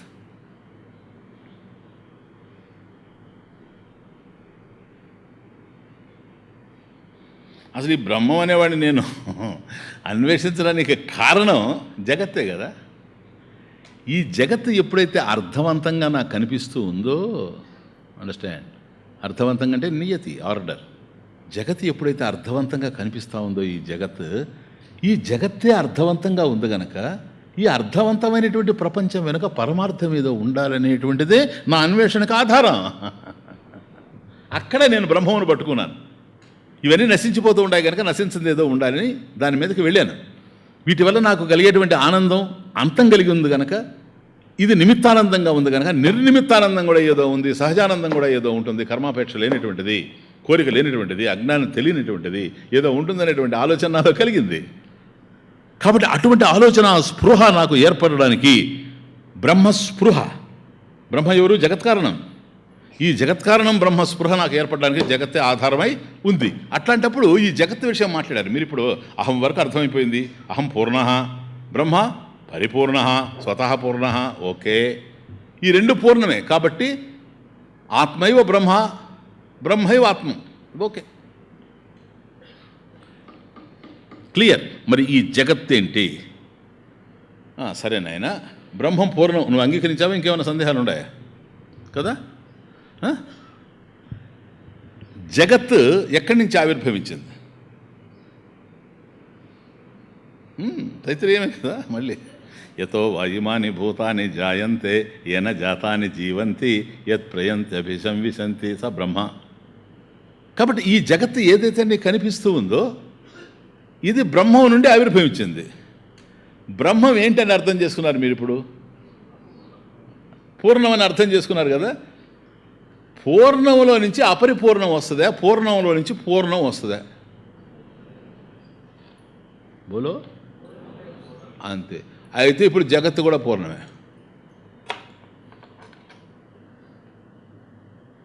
ఏం నవ్వుతాడారే? ఏదో ఇప్పుడే బ్రహ్మానుభూతి పొందినట్టుంది మీకు కదా. సంస్కారం అడ్డుపడకపోతే పొందుతారు. దుష్ట సంస్కారం కనుక అడ్డుపడితే బ్రతుకు బాగలేక అర్థం కాదు. కానీ అదే నవ్వడానికి కారణం అదే. ఏదో అర్థమవుతా ఉంది. అర్థం కాక ముందే వస్తుంది నవ్వు. అది తమాషా. మీరు ఎప్పుడు వచ్చారు? నిన్నే వచ్చా. బాగున్నారా? బాగున్నా. అందరూ బాగున్నారు. అందరూ బాగున్నారు. మీరు ఇలా నేను ఎప్పుడు ఆలోచిస్తాండి ప్రతి దానికి ముందు గేదె వస్తూ ఉంటే ముందు కొమ్మలు వచ్చినట్టుగా వీడు ఏ మాట మాట్లాడే అంటాడేంటి అర్థం కదా. ఏదన్నా అడుగు నువ్వు. అందరూ బాగుండారు కదా. బాగుండారు. బాగుండారు నాకు అర్థమైంది. ఏంది ఇది అర్థం కావడం లేదు. ఇదేమైనా అహం అయితే, ఇది శాస్త్రం అయితే మనం చెప్పచ్చు. వీడికేమి శాస్త్రం? తిక్కలోడికి కదా. ఆ తిక్కలోడి వెనక ఏదో ఉంది వ్యవహారం. వాడికి ఏదో ఉంది. అందువల్ల ఏదో జరగబోయే ముందు, వర్షం కురబోయే ముందు మేఘాలు ఉరిమినట్టుగా అది ఈ ఆనందం. ఇప్పుడు మీకు అర్థమైపోయిందని నేనేం పెద్ద సంతోషపడడం లేదు. దాన్ని డిఫైన్ చేస్తున్నా. ఏంటో ఆనందం? రాబోయేదానికి ముందు, సూర్యోదయానికి ముందు అరుణోదయం. అంటే అన్ని చోట్ల అవుద్దని నమ్మకం లేదు. ఇప్పుడు పాపిష్టోడు ఉన్నాడు అనుకుంటే జీవితం అంతా పాపం చేసి వాడికి ఎక్కదు ఇది. అందుకని అంతఃకరణ శుద్ధి ప్రధానం. ఎందుకంటే ఊరికే ఎట్లంటే ఎట్లా పొగుడుకుంటూ పోవడం కాదు, ఉన్నది మాట్లాడాలి. జ్ఞానం ఇది. ఇక్కడ కాంప్రమైజ్ కావడానికి అవకాశం లేదు. అర్థమైంది అంటే మన బ్రతుకు అర్థవంతంగా ఉందని అర్థం. సంశయాల పుట్ట అయినాడంటే బ్రతుకంత అట్లా ఉందని అర్థం. అందుకనే ఇప్పుడు కూడా మన అంతఃకరణ శుద్ధి కోసం ప్రయత్నించాలి, సత్ప్రవర్తన కలిగి ఉండాలి, ధర్మాచరణం ఉండాలి. ఇవన్నీ అందుకే, అన్నీ శాస్త్రం అర్థం కావడం కోసం, ఇవన్నీ భగవత్ కృప కలగడం కోసంగా. ప్లీజ్ అది ఉంటేనే అర్థమవుతూ ఉంటుంది. జస్ట్ ఈరోజు అర్థం అదిలే బాగానే అనుకుంటున్నాను నేను. ఎప్పుడైతే బ్రహ్మం పూర్ణమని నీకు తెలిసిపోయిందో, యతోవా ఇమాని భూతాన్ని జాయంతే అంటున్నావు కనుక, యతః ప్రవృత్తి భూతాన్ని, యతః భూతాన్ని ప్రవృత్తి ఉత్పత్తి. కాబట్టి ఎవరి నుంచి అయితే ఇది వచ్చిందో, అహం సర్వశ ప్రభావ అది. కాబట్టి పరమేశ్వరుడి నుంచి ఇది వచ్చినప్పుడు, పరమేశ్వరుడు కనుక పూర్ణమైతే, బ్రహ్మం కనుక పూర్ణమైతే, బ్రహ్మం నుంచే ఈ జగత్తు ఆవిర్భవించింది కనుక ఇది కూడా పూర్ణమై ఉండాలనే కానీ పూర్ణం నుండి పూర్ణం కానిది వచ్చేందుకు అవకాశం లేదు. మృత్తిక నుండి కుండ వచ్చిందంటే ఆ కుండ ఏదో కాదు, మృత్తిక అయి ఉండాలి. మట్టి నుండే వస్తాయి మట్టి పాత్రలు. అంతేగాని మట్టి పాత్రలను చూపిస్తూ అది బంగారం నుండి వచ్చిందని కానీ కంచు నుంచి వచ్చింది కానీ నువ్వు చెప్పడానికి అవకాశం లేదు. అట్లాగే ఏదైతే కార్యరూపంలో నీకు గోచరిస్తూ ఉందో అదే కారణంలో ఉంటుంది. కార్యంలో ఏదైతే ఉంటుందో అది కారణంలో ఉంటుంది. కారణం లేకుండా కార్యం వచ్చేందుకు అవకాశం లేదు. కార్యంలో ఏది ఉందో అదే కారణంలో ఉండాలి. ఎందుకని ఆ కారణంగానే ఇది ఉత్పన్నమైంది కనుక. కాబట్టి బ్రహ్మం నుండి ఈ జగత్తు కనుక వస్తే, బ్రహ్మం పూర్ణమైతే జగత్తు కూడా పూర్ణం. ఇది ఎస్టాబ్లిష్ కావాలి. ఇప్పుడు రెండు అయిపోయినాయి. నువ్వు పూర్ణమే సాక్షి చైతన్యంగా, బ్రహ్మము పూర్ణమే సత్యజ్ఞానానంద స్వరూపంగా, బృహత్వాత్ బ్రహ్మణత్వాచ్చ సత్యజ్ఞానానంద లక్షణం. Okay, clear. ఇప్పుడు ఈ జగత్తు విషయం వచ్చి పట్టుకొని ఉంది మనల్ని. ఇదేంటి అనేది ఇది కూడా అర్థం కావాలి. కాబట్టి జగత్తులో ఒక ఆర్డర్ మనకు తెలుస్తూ ఉంది. జగత్కారణం బ్రహ్మాన్ని మీకు తెలుస్తూ ఉంది. ఆ బ్రహ్మం ఏదో ఏకం ఏవ అద్వితీయం. కాబట్టి జగత్తంతా కూడా బ్రహ్మమే ఉండేటప్పుడు, కుండలో అంతా కూడా మట్టే ఉండేటప్పుడు, మట్టి కన్నా కారణమైనటువంటి మట్టి కన్నా కార్యమైనటువంటి కుండలో రెండవది ఉండేందుకు అవకాశమే లేదు కనుక పూర్ణమైనటువంటి బ్రహ్మము నుండి ఈ సృష్టి ఆవిర్భవించినప్పుడు, బ్రహ్మము నుండి ఆవిర్భవించినటువంటి ఈ సృష్టిలో బ్రహ్మము కన్నా అన్యమైనటువంటి వస్తువు ఉండేందుకు అవకాశం లేదు కనుక అభిన్న నిమిత్త ఉపాదాన కారణంగా బ్రహ్మం ఎప్పుడైతే తెలుస్తున్నాడో సర్వం బ్రహ్మ. Is it not the mahavakya? సర్వం ఖల్విదం బ్రహ్మ. ఉపనిషత్. ఇదం సర్వం. చూడండి, సర్వం ఖలు ఇదం బ్రహ్మ. ఇదం సర్వం బ్రహ్మ ఖలు. అది ఖలు కదా? క్వశ్చన్, ఇంట్రాగేషన్, ఆశ్చర్యార్థకం. పైగా బ్రహ్మ కాదా ఈ జగత్తు? సర్వం కల్విదం బ్రహ్మ, ఇదం సర్వం బ్రహ్మ కలు. ఈ సమస్తం బ్రహ్మం కాదా? కాదని ఎవడన్నా చెప్పాడు అనుకోండి, అప్పుడు దానికి ఏం లేదు. ఈ కుండ మట్టి కాదా? అంతే. మట్టి కుండ మట్టి కాదా? మరి ఏ కారణంతో వచ్చింది? అది మట్టి నుండే వచ్చింది స్వామీజీ. మట్టి కారణం, కుండ కార్యం. జగత్ కార్యం, బ్రహ్మం కారణం. కార్యంలో ఉన్నదంతా కూడాను కారణమే. ఆ కారణం బ్రహ్మమే, కానీ రెండవది అయ్యేందుకు అవకాశమే లేదు గనక సర్వం బ్రహ్మ. అదే సర్వం కల్విదం బ్రహ్మ, సర్వం బ్రహ్మ. సర్వం అన్నప్పుడు విదితం అవిదితం అన్నావు కదా, ఎవరికి? నీకు నాకు. బ్రహ్మకు కూడా అంతేనా? విదితం అవిదితమా? ఆయనకి లేదు కదా, అవిదితం అనేది లేదు కదా. సర్వం జానాతి కదా. సర్వం బ్రహ్మ సర్వం జానాతి ఇది సర్వజ్ఞ. సర్వం బ్రహ్మ సర్వజ్ఞ, సర్వం జానాతి ఇది.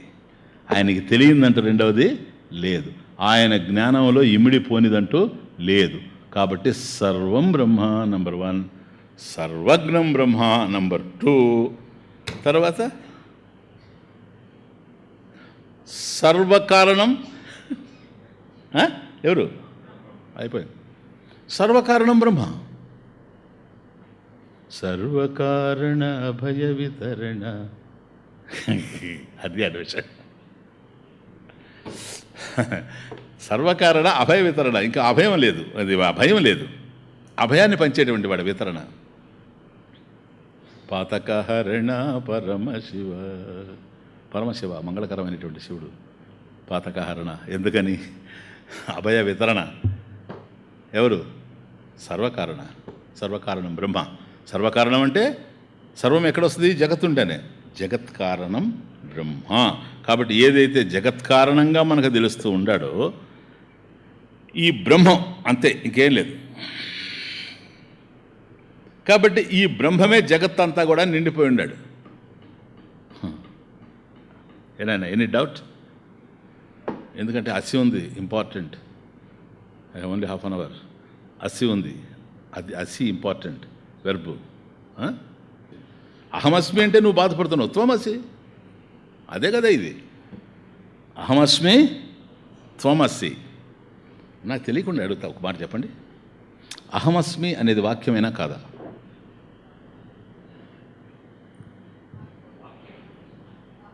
వాక్యం. అహం అస్మి. సబ్జెక్ట్ ఉంది, వెర్బ్ ఉంది. Where is predicate?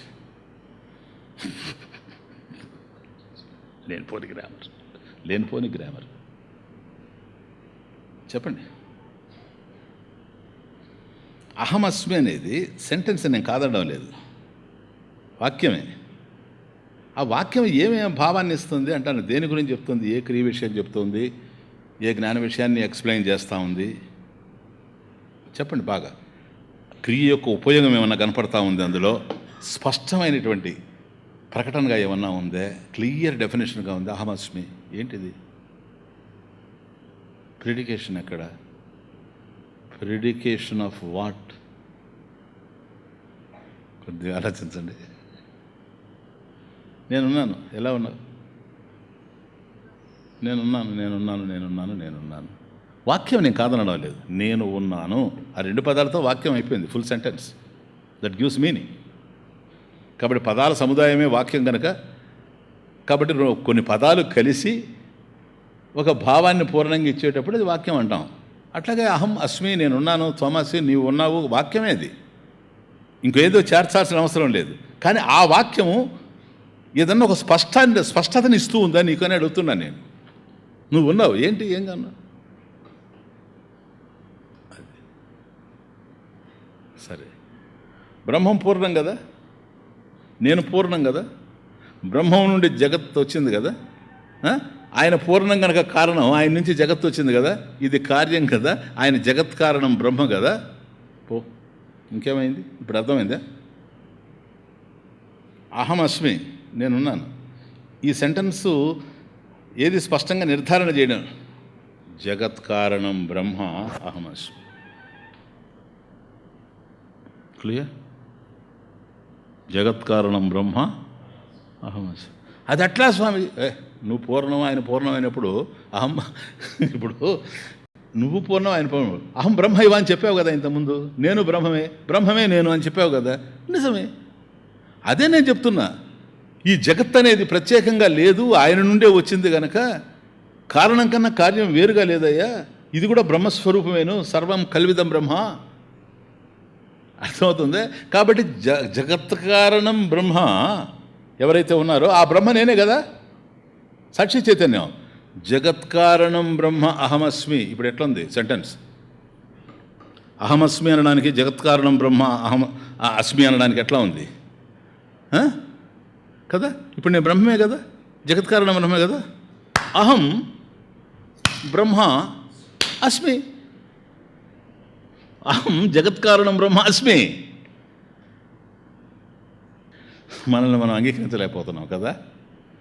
ఎందుకో తెలుసా? మన కథ మనకు తెలుసు కనుక. ఏందబ్బా అంత పెద్దది, నేను సాంబార్ చేస్తేనే సరిగా చేయక ఇంట్లో తిట్లు తింటుంటే జగత్తుని తయారు చేయడం నా వల్ల అవుతే, జగత్కారణం బ్రహ్మ నేను అంటే దీన్ని విశ్వసించేది ఎట్లా? అండర్స్టాండ్? నువ్వు విశ్వసించినా విశ్వసించకపోయినా ఇది అదే సార్. దీనిని బ్రహ్మాత్మ ఐక్య బోధ అంటారు. బ్రహ్మ ఆత్మ ఐక్య బోధ, బ్రహ్మాత్మైక్య బోధ, బ్రహ్మాత్మైక్య బోధ.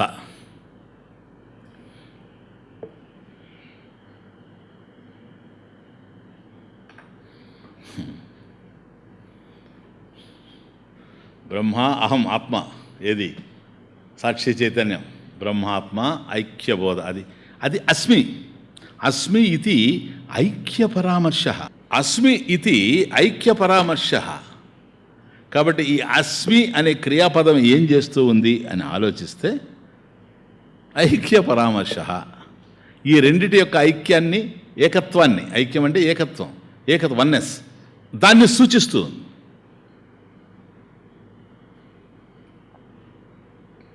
ఎక్కడొస్తుందంటే ట్రబుల్ అంతా, నేనే బ్రహ్మం అనేటువంటి ప్రాబ్లం పెద్దదిగా కనపడడం లేదు.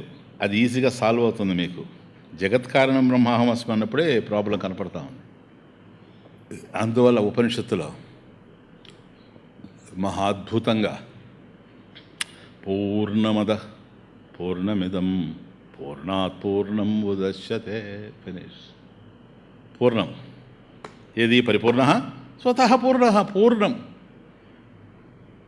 ఇదం పూర్ణం, కానీ అధహతో స్టార్ట్ అవుతుంది. చూడండి తమాషా, ఇవి శాస్త్రం.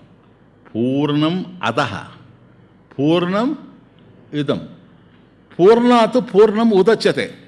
అర్థం చేసుకోండి. బ్రహ్మ పూర్ణం, ఇప్పుడు చూశారు కదా మీరు, పరిపూర్ణ, స్వతః పూర్ణ. బ్రహ్మం పూర్ణం, ఆయన నుండే కదా ఈ జగత్తు వచ్చింది. పూర్ణాత్ పూర్ణం ఉదచ్చేది వచ్చింది. అంతవరకు తీసుకోండి బ్రహ్మాండంగా. దీన్ని కొద్దిగా అనలైజ్ చేస్తాం, దానికి సరిపోద్ది. అధహ అంటే అది, ఇదం అంటే మీకు తెలుసు కదా. ఇదం అంటే, ఇదం ఏదైతే మనకు దృశ్యమానంగా ఉందో, దగ్గరలో ఉందో అది ఇదం, మనకు తెలుస్తూ ఉండేది. మనకి ఏదైతే తెలియకుండా నేను దూరంగా ఉందో, రిమోట్ ప్లేస్లో ఎక్కడుందో తెలియదు, దాన్ని అధహ అంటాం. ఇప్పుడు రెండు తీసుకొస్తున్నాడు. పూర్ణమేమో ఒకటే, అధహ పూర్ణం, అది పూర్ణం. ఇదం పూర్ణం, ఇదంలో మీకేం ప్రాబ్లం లేదు, తెలుస్తుంది. ఇదం అంటే ఇది, ఇదం జగత్ సర్వం పూర్ణం. ఎందుకంటే జగత్కారణం బ్రహ్మ నుంచి వచ్చింది కనుక ఇది పూర్ణం. అధహ పూర్ణం. అధహ ఏంటి?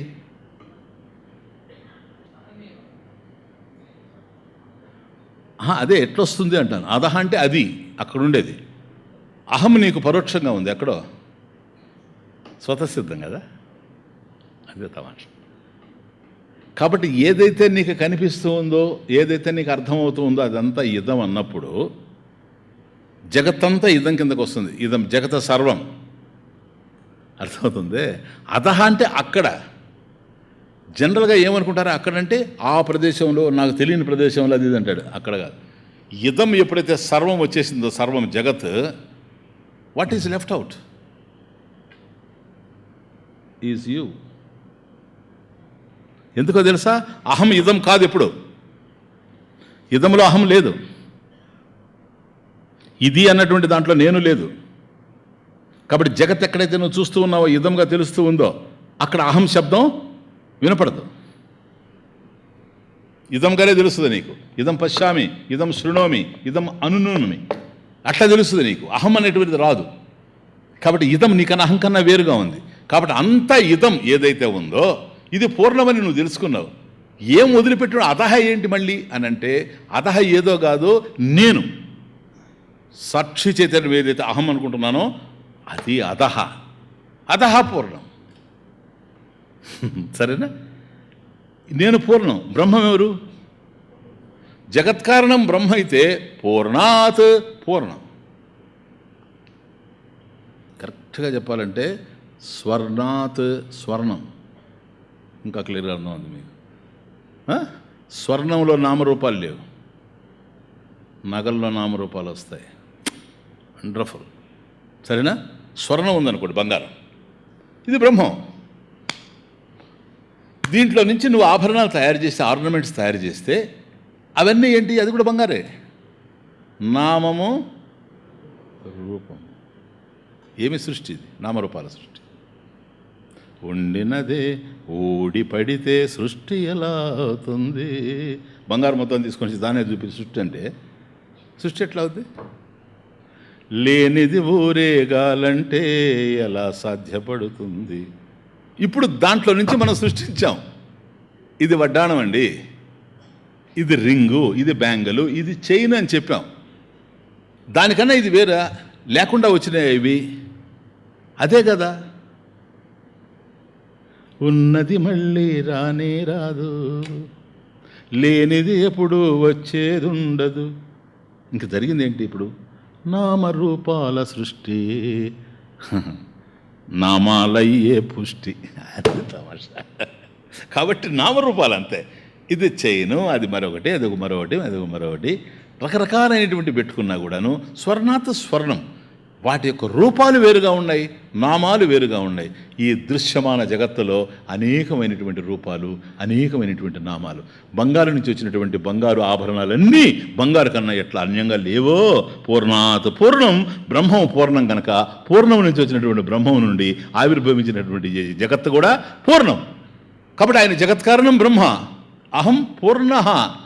జగత్కారణం బ్రహ్మ, అహమస్మి. ఇది ఈక్వేషన్ ఒకదానికోటి. ఇప్పుడు చూడండి, జగత్తు పూర్ణం, బ్రహ్మం పూర్ణం, అహం చైతన్యం, సాక్షి చైతన్యం పూర్ణం. పూర్ణస్య పూర్ణమాదాయ. ఆ పూర్ణంలో నుంచి ఈ పూర్ణాన్ని తీసేస్తే పూర్ణమేవ అవశిష్యతే. పూర్ణంలో నుంచి పూర్ణాన్ని తీసేయడం అంటేనే ఊహకు అందదు. ఎందుకని? పూర్ణంలో నుంచి పూర్ణాన్ని తీసి పూర్ణాన్ని ఎక్కడ పెడతావు చెప్పు? పూర్ణంలో నీకు స్పేస్ అయితే తీసుకెళ్ళి పెట్టడానికి. పూర్ణస్య పూర్ణం ఆదాయ పూర్ణమేవ అవశిష్యతే. కాబట్టి ఎప్పుడైతే పూర్ణం అన్నావో, ప్లీజ్, అక్కడ ఏమీ నువ్వు పోగొట్టుకోవడం లేదు, ఏమీ రాబట్టుకోవడం లేదు. అహేయం అనుపదేయం. అహేయం నువ్వు పోగొట్టుకునేది ఏమీ లేదు, అనుపదేయం నువ్వు రాబట్టుకునేది ఏమీ లేదు. పూర్ణం ఏవ అవశిష్యతే. అంత పూర్ణంగానే ఉంది. ఇది పూర్ణ బ్రహ్మస్వరూపం సార్. ఇది పూర్ణ బ్రహ్మస్వరూపం. ఏవి ఉండినా నామరూపాలుగా ఉంటాయి. మళ్ళీ ఆ నగలన్నీ కనుక, ఆభరణాలన్నీ కనుక నువ్వు కరిగించేసావా, అదంతా బంగారు అయిపోద్ది.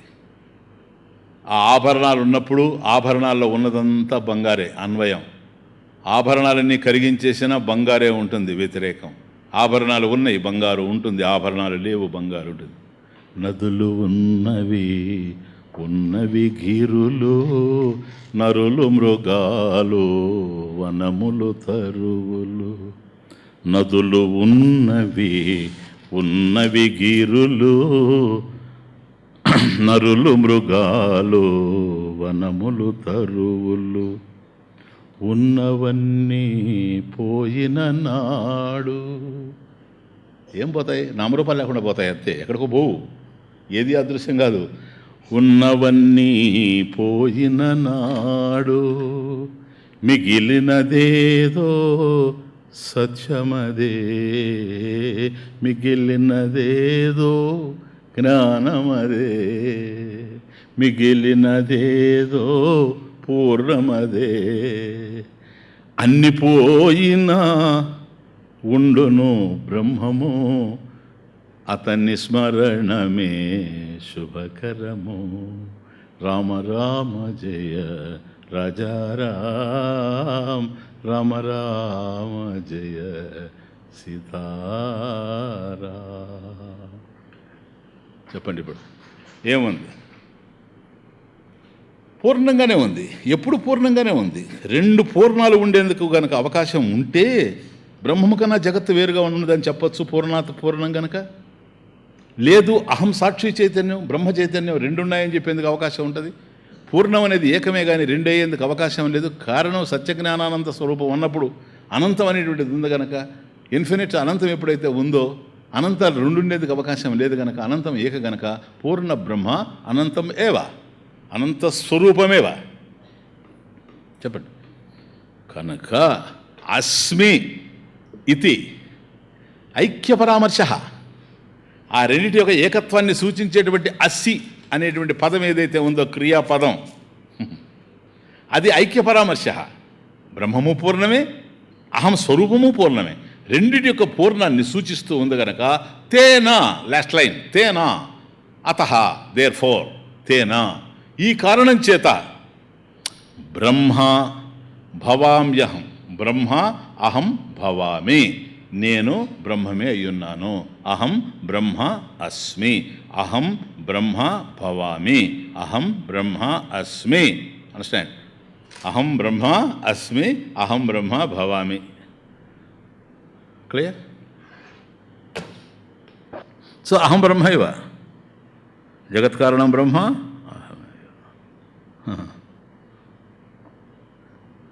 దిస్ ఈజ్ వేదాంత తాత్పర్యం. వేదాంత సిద్ధాంత నిరుక్తిరేషా బ్రహ్మైవ జీవ.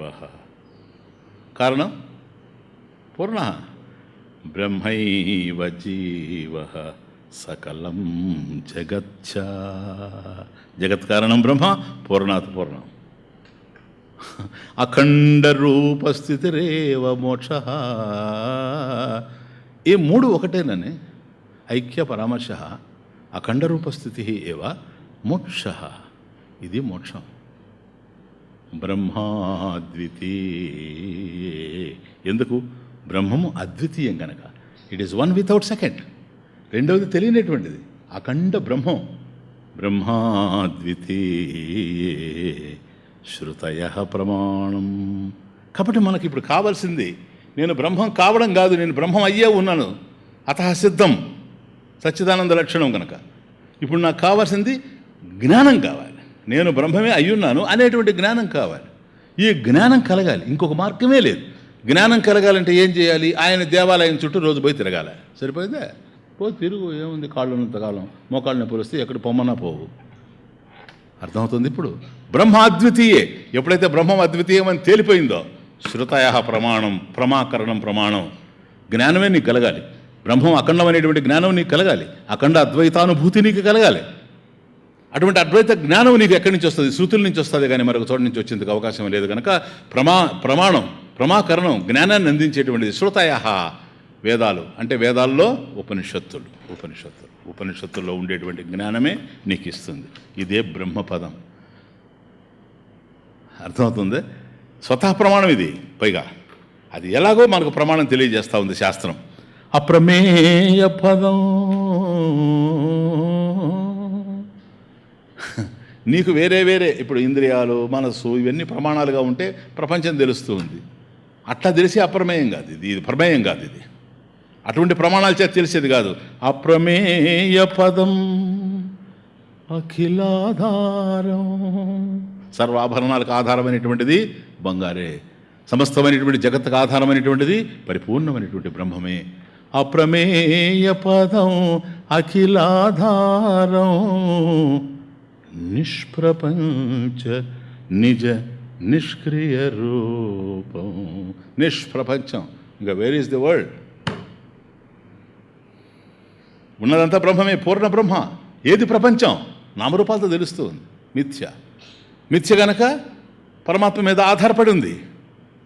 ఉందంటే ఆయన ఉన్నాడు, అన్వయం. ఇది లేకపోయినా ఆయన ఉంటాడు, వ్యతిరేకం, అన్వయ వ్యతిరేక పద్ధతి. అప్రమేయ పదం అఖిలాధారం నిష్ప్రపంచ. నిరస్త ప్రపంచం, నిష్ప్రపంచం, నిరస్త ప్రపంచం. The world is negated here. జగన్మిథ్య, బ్రహ్మ సత్యం. నిష్ప్రపంచ నిజ నిష్క్రియ రూపం. ఏమైనా క్రియాశీలత్వం అవసరం ఉందే? కర్మాపేక్ష అవసరం ఉందే? నిష్క్రియ రూపం, యాక్షన్లెస్ అవేర్నెస్. Actionless awareness. స్వప్రకాశ శివం అద్వయమభయం. స్వప్రకాశం సదా భామి, జ్ఞానస్వరూపం అయి ఉన్నారు. స్వప్రకాశం శివం మంగళస్వరూప. అమంగళమే తెలియదు ఇక, ఇది అర్థమైతే. స్వప్రకాశ శివం అద్వయం, అఖండం. ద్వయం యశనాస్థితి, అద్వయం. రెండవది అనేటువంటిదే లేదు, ఏకమేవ అద్వితీయం బ్రహ్మ. స్వప్రకాశ శివం అద్వయం అభయం. రెండవది ఉంటే భయం. ఇక్కడ భయానికి అవకాశం లేదు. నేను చనిపోతానని భయపడాల్సిన అవసరం లేదు, ఎందుకని నేను దేహం కాదు. నాకు ఈ బాధలు ఉన్నాయని చెప్పడానికి లేదు, ఎందుకని నేను బాధలు తెలియనటువంటి అనంతానంద స్వరూపుడిని. కాబట్టి నేననేటివి నాకు తెలియకపోవడం వల్ల, ఏవో నేను అనుకోవడం వల్ల ఈ దుఃఖాలు కలుగుతున్నాయి. కానీ నేను ఏమిటో నాకు తెలిస్తే ఈ ప్రపంచంలో దుఃఖం అనేదే లేదు, భయం అనేదే లేదు. తత్రకో మోహ కశోక ఏకత్వం అనుపశ్యత. ఏకత్వాన్ని దర్శించేటువంటి వాడికి శోక మోహాదులు ఎక్కడి నుంచి వస్తాయి? రెండో వస్తువు ఉంటే కదా. స్వప్రకాశ శివం అద్వయం అభయం నిష్ప్రతర్క్యం. తర్కానికి అందేది కాదు ఇది. యథోవాచో నివర్తంతే అప్రాప్య మనసా సహా. ఇది తర్కించి తెలుసుకునేది కాదు, సంప్రదాయంలో నుంచి నేర్చుకునేది. సంప్రదాయంలో నుంచి నేర్చుకునేది. నువ్వు కేవలం బుద్ధితో పిచ్చిగా తర్కిస్తే దొరకదు ఇది. జ్ఞానం కలిగినటువంటి గురువులు బోధిస్తే కలిగేది ఇది. నిష్ప్రతర్క్యం అనపాయం. అది కనుక నీకు అర్థమైందే, అపాయమే లేదు జీవితంలో, నో డేంజర్. అనపాయం, కారణం అకాయం. దేహం నువ్వైతేనే ప్రమాదాలు నీకు, దేహం నువ్వైతేనే అపాయం. కాబట్టి అపాయం అనేదే నీకు లేదు. అపాయంలో పడిపోయింది. నీవు ఆనందంలో వెలుగుతూ ఉన్నావు. అకాయం. బ్రహ్మైవాహం కిల. బ్రహ్మ ఏవ అహం కిల. నేను బ్రహ్మం కాదా? బ్రహ్మైవాహం కిల. ఇంతసేపు మనం డిస్కస్ చేసి, మొన్న 2 రోజులు ప్రజ్ఞానం బ్రహ్మ డిస్కస్ చేసాం, ఈ 2 రోజులు అహం బ్రహ్మాస్మి డిస్కస్ చేసాం. ఇంకా 1 or 2 minutesలో నేను కంక్లూడ్ చేస్తున్నా. ఇదంతా ఎంతైతే మనం సశాస్త్రీయంగా చూసామో, ఇప్పటి వరకు 58 సీడీల్లో దాదాపు 54 అయిపోయినాయి. ఏ అద్వైత జ్ఞానాన్ని, ఏకమేవ అద్వితీయం అనేటువంటి దాన్ని, సదద్వైతం, దాన్ని మనం చర్చించుకుంటూ వచ్చామో, అదంతా కలిపి సదాశివ బ్రహ్మేంద్ర స్వాముల యొక్క బ్రహ్మానుభూతిలో, అద్వైతానుభూతిలో జస్ట్ అట్లా కీర్తనలాగా పోతా ఉంది. చూడండి. అప్రమేయ పదం అఖిలాధారం. అర్థమవుతుంది చూడండి, పదాలు చూడండి. అప్రమేయ పదం, అప్రమేయ పదం అఖిలాధారం నిష్ప్రపంచ నిజ నిష్క్రియ రూపం. స్వప్రకాశ శివం అద్వయం అభయం.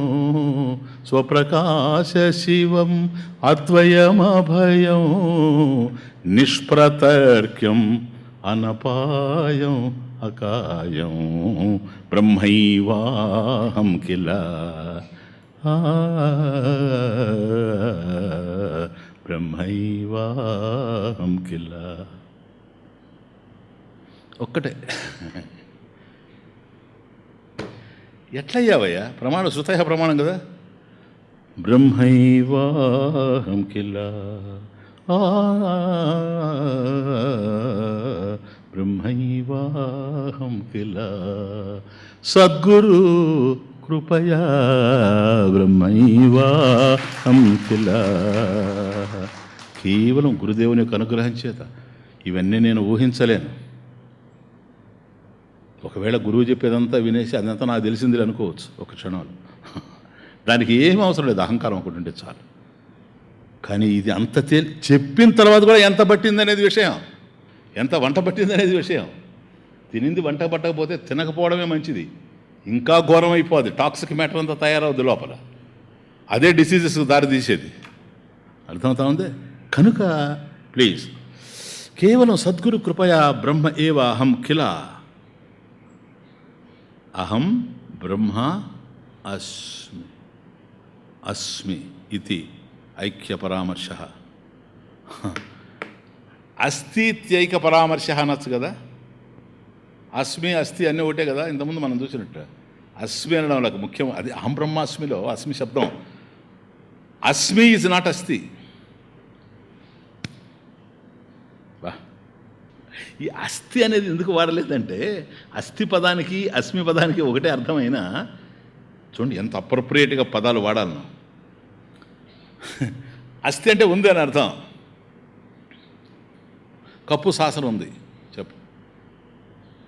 యదస్తి తత్ సత్యం. ఏది ఉంటే అది సత్యం అనడానికి లేదు. కప్పు శాసనం ఉంది, ఆ ఉంది అనేది ఉంది కదా. కప్పు సాసరు ఉంది, కప్పు తీసేస్తే కప్పు లేదు, సాసరు ఉంది. కప్పు ఎగిరిపోయింది. అర్థమవుతుంది. ఇప్పుడు ఇటువంటి ఒకప్పుడు ఉండి ఒకప్పుడు లేకపోవడం అనేది ఉంటుంది. అస్మి అన్నాడు కూడా స్వతసిద్ధం. అందువల్ల అహం బ్రహ్మ అస్థి. బ్రహ్మ శబ్దం అస్థి. బ్రహ్మ అన్నప్పుడు అస్థి వాడాల. అహం బ్రహ్మ అస్మి. ఎందుకో తెలుసు, అస్థి అంటే ఉన్నప్పుడు లేనప్పుడు అనుకుంటాడేమో అని. ఒకప్పుడు ఒకప్పుడు లేలే. అహం బ్రహ్మ అస్మి. ఇది అహం బ్రహ్మ అస్మి మహావాక్యం సద్గురు కృపయా. ఓం పూర్ణమదః పూర్ణమిదం పూర్ణాత్ పూర్ణముదచ్యతే పూర్ణస్య పూర్ణమాదాయ పూర్ణమేవావశిష్యతే. ఓం శాంతి శాంతి.